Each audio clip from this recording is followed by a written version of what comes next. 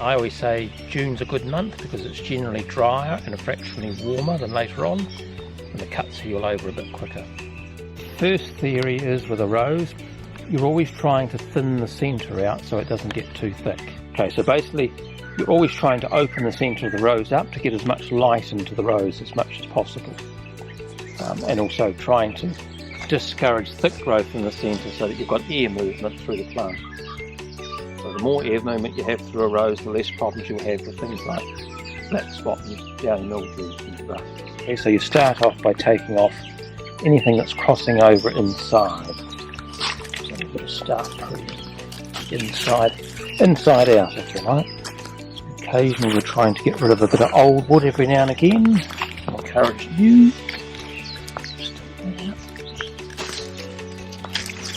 Stems like that are several years old, and every now and again you want to sacrifice the odd one just to encourage good new stems from lower down. And you can see new stems come last summer. So I've got one there, I've got another one, 2 or 3 over there, which are nice new green stems, and they've come from lower down in the plant, which is what you're trying to achieve with a bush rose. So basically, most bush roses, I mean you can see ultimately where it got to this summer. I don't want it to get any higher each year. And so basically to achieve that, you're cutting usually roughly about half the plant off. So as a guide, you usually reduce by half.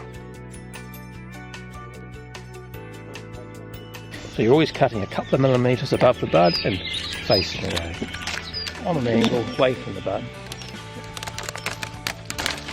And there's your bud ready for next season. And then we'll cut away from it and just above it.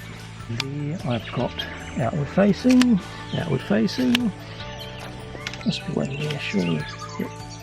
Let's have to see the top of it.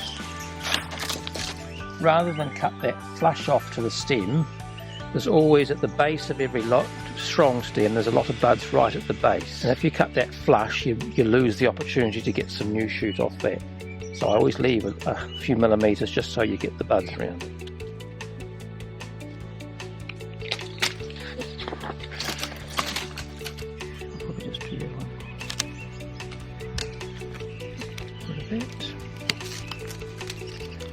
So see, I'm always getting rid of the light stuff. Just taking that out.